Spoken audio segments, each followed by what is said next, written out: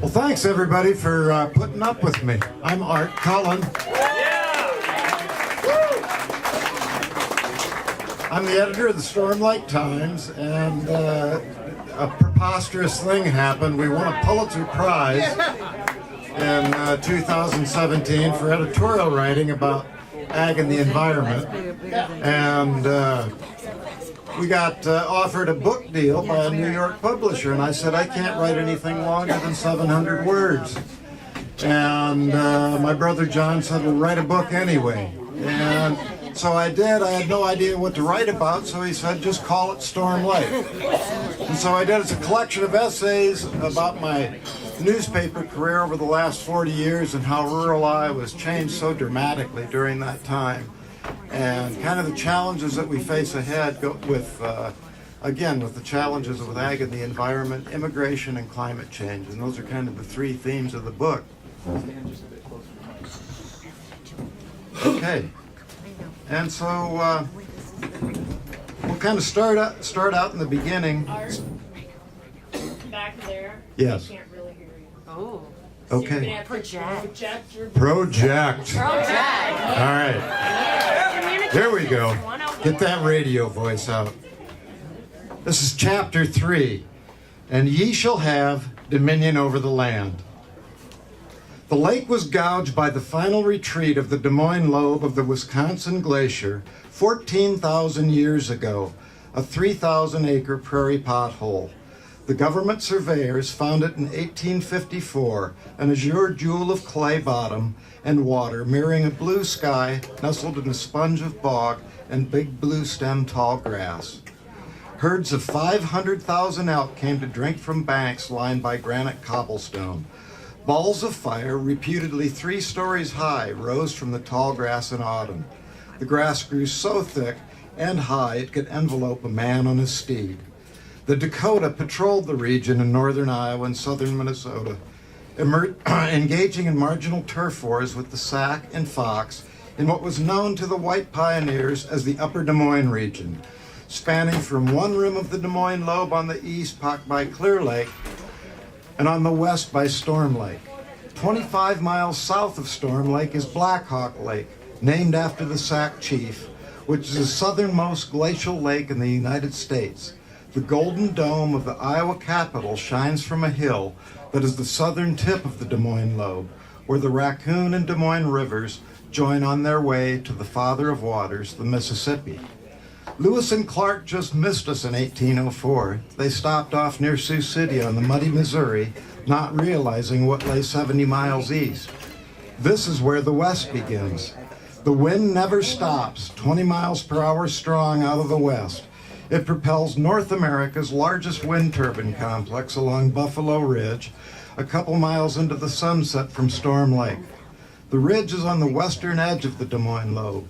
It rises up to the horizon as the golden hour draws over a lake with 6 boats floating on a June evening, blades silhouetted against the orange sky. Inkpaduta, the Dakota chief, could not have imagined this. Neither could Henry Lott, a white settler in the valley of the Des Moines River near Boone, a whiskey and gun trader who arrived in the winter of 1846 and shortly would set one Native American against the next. Boone County history suggests that Dakota leader Cinnamon Dota met with Lott near Boone. Accounts differ on what their rub was, but Lott convinced neighbors that the Dakota posse robbed him, scalped his family, and raped his wife.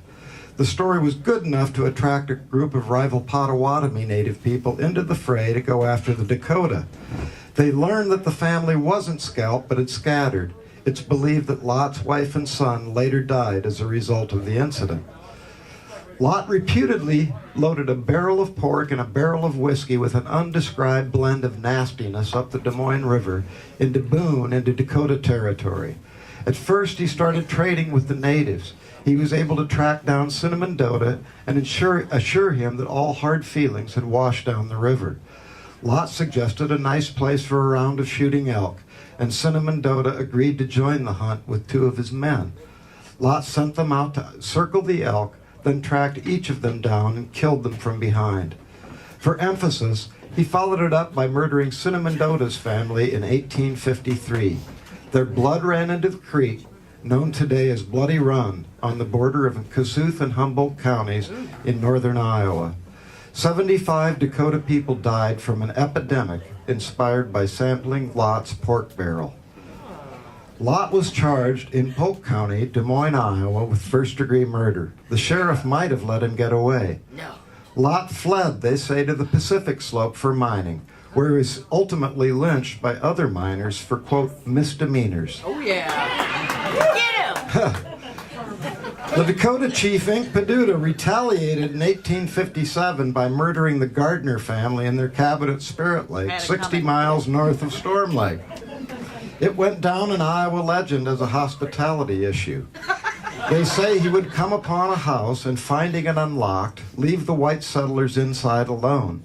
Trouble came with the locked door, and a nasty fate befell the unwelcoming Gardners, as the lore goes.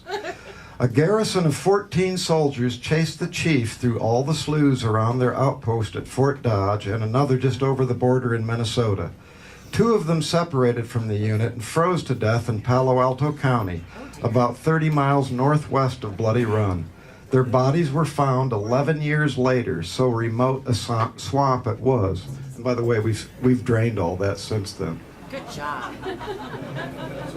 But Ink Peduta never was found. Not that he wouldn't stand out. He was big, his face was pocked from smallpox, and he had red hair. That's what his name means, Red Top. The whites would hear about him popping up around the region and wreaking havoc, that he killed somebody over there and robbed a place over here. Not sure where, nobody ever was. There were stories in the papers. They said he was at Little Bighorn for Custer's last stand, that one of his twin sons killed Custer and kept his horse. There's an argument that the stories of his exploits were planted in the papers by the Federales to keep the white man whipped up into aiming for a red man, like they do today with Mexicans, except we say they're brown. People would ask about Ink Peduta. Sitting Bull said he was in Manitoba, but everyone knew Sitting Bull was covering for the last Dakota to stand up to the blue soldiers in the upper Des Moines territory. So who knew where Ink Peduta ended up? Probably not on the reservation where the Dakota were herded in Sisseton, South Dakota. They say he died in Manitoba. They say the spirit of Ink Peduta lives, that he lives, that he's still out there, that he belongs here. He was a hero to the Dakota people in many ways because he was the last man standing in his world. He was a villain to Abby Gardner, who testified to her account in the family massacre in a then popular book. The question, if we cannot effectively record the past or present, how can we ever agree to step forward together when all times demand it? Amen to that. Amen. We peer into the myth and search for a fact on the way to a truth. It makes us wonder if we understand what we're up against. Ink Peduta might have, Lot didn't. And they say this: a maiden was forbidden by her chief to marry a sweeter from another tribe. The 2 young lovers attempted to elope, starting out across the lake in a canoe. A storm upset the boat, and the 2 drowned. The saddened chief cursed the waters as the cause of his sorrow, and in his grief christened the waters Storm Lake. At night along the lake shore, some can hear their plaintive cries, calling each other home. Yeah.